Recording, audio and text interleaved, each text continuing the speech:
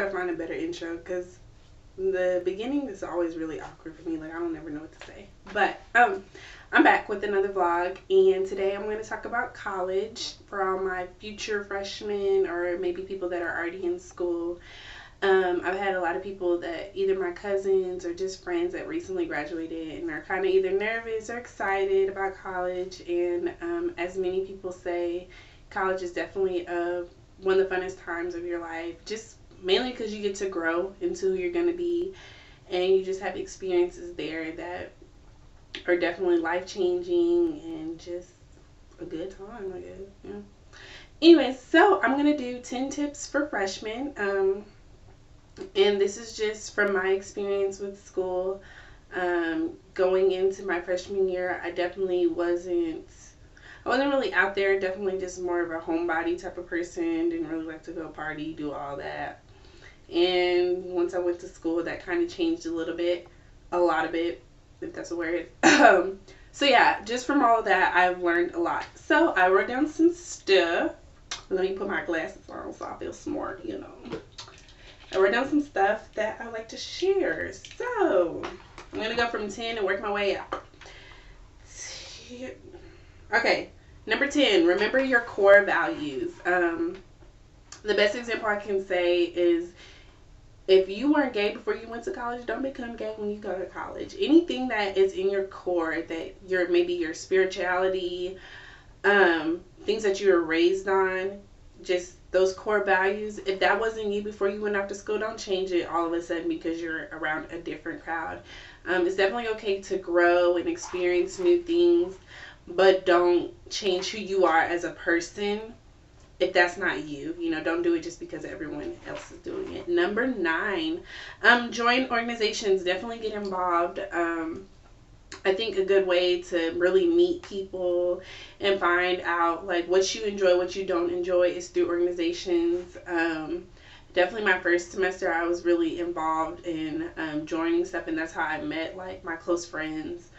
So that's a good thing to do. Number 8, find accountability partners, accountability friends, people that are going to remind you why you're in college. You know, you're supposed to be there for education. It's not about all the social stuff. But definitely just surround yourself with people that are going to promote you and not be trying to distract you from what you're there for.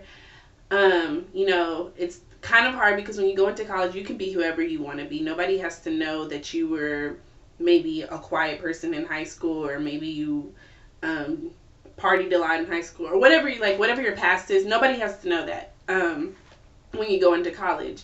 So it's really important that when you're making friends, you're really showing your true character traits, so that way whoever does become your friend, they're able to keep you accountable and really be there to support you throughout your college journey. Number 7, be open to growth, be open to change. There's going to be a lot of things that you're not familiar with. You're going to meet people that you maybe have never hung around before or heard of different beliefs or whatever. Be open to listen to other people and what they may believe, or whatever the case may be. I'm not necessarily saying you all of a sudden, if you're a Christian, you gotta be a Buddhist or something. I'm not really talking about that. But a lot of times if you live in the same area for such a long period of time, you don't realize that you can do stuff a different way. Everything doesn't always have to be so... I'm rambling. Be open to change. Okay. Number 6, find a balance. It's definitely good to have fun, go out, enjoy, whatever, but make sure that your schoolwork is coming first. You know, if you have not studied for that test, if you haven't started writing that paper, you know good and well you don't need to go out this weekend. So make sure you're finding a balance within all of that. Make sure you're finding time for yourself, not always trying to hang out and do stuff. Sometimes you just need to kick back and relax. So just make sure you find a balance, and that's going to help you with in life in general, because you're always going to have to balance a handful of things. So it's good to build on that now. Number 5, set goals. I'm a big goal setter. This journal that I have is full of my goals since since high school. I just always write them down. It's good to see your goals and cross them off whenever you accomplish them, and just to know that, okay, what I said I wanted to do, I'm actually doing this. And it's also making you accountable for yourself. If you go the whole year and look back and like, dang, I didn't do anything that I said I wanted to do, kind of makes you check yourself like, well, what was I wasting my time doing? Number 4, stay organized. When it comes to your schoolwork and stuff like that and your deadlines, it's really important to stay organized, because my personal view is school is only as hard as you're going to make it. And, if you're staying organized and studying throughout the whole semester instead of waiting until it's final time to study everything, it's really going to benefit you in the long run. So by planning, using agendas, highlighters, all that good stuff, it's really going to help you. Setting alarms or notifications for when you have a quiz coming up in the next week, all those different things will really benefit you. Number 4. I just said number 4, huh? Okay, number 3, find a mentor at your university. Someone that is older, that has been there at that school, maybe not a transfer student necessarily, but someone that has been at that specific university for a while and kind of knows like the social life, definitely can help you with your academics and can tell you, okay, don't take that professor, take this professor, or you're not going to need a book for your class.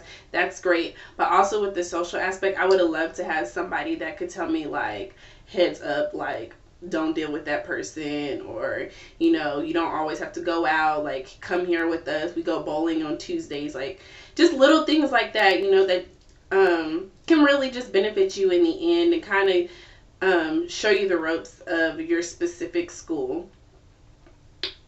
Number 2, okay, this is more my spiritual aspect.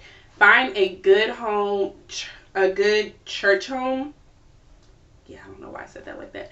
Anyways, find a good church home or a Bible study maybe on your campus, or some type of group, because a lot of schools, they offer all of it. It's just you taking the time to actually look for it. It's really beneficial. I sadly didn't do it like my first semester. I was still kind of going home to whatever church, to my church, or sometimes visiting other people's churches or whatever, but I never set in stone like a specific church I can go to, because a lot of times those churches around the university areas, they cater to college students, so they gonna feed you, which that is number 1, like feed me, we best friends. But more than anything, they're gonna feed your spirit and make sure that you're staying up on your spiritual well-being, because this is gonna probably be the biggest test with your spiritual relationship. A lot of times when you're younger, it's more of, your parents are going to church or whatever case may be, or you have a relationship with God, but you haven't experienced life. And so it's so important that you really are building on that foundation, and that you're keeping that balance with whatever your spiritual relationship may be, because it's going to keep you stress-free. I mean, you're going to be stressed, but it's going to help that peace, that faith in God, and knowing that, okay, I got this, and also being surrounded by people that have that same faith and that can really be there to pray for you when you're down and really just support you throughout your college experience. So I definitely say find a church home or a good Bible church and really feed your spirit.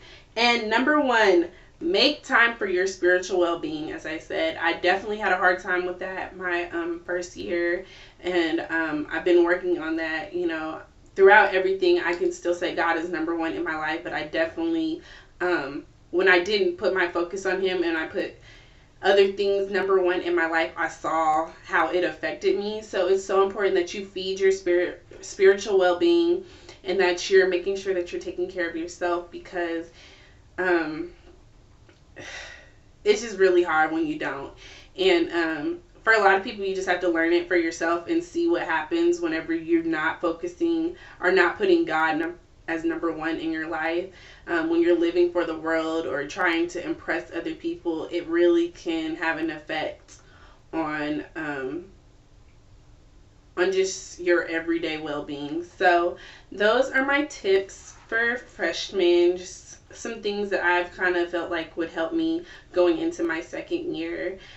So I hope that was of help to someone. And if anyone ever feels like they need some advice or questions about anything, feel free. And I hope you guys have a blessed day. Love, Domma.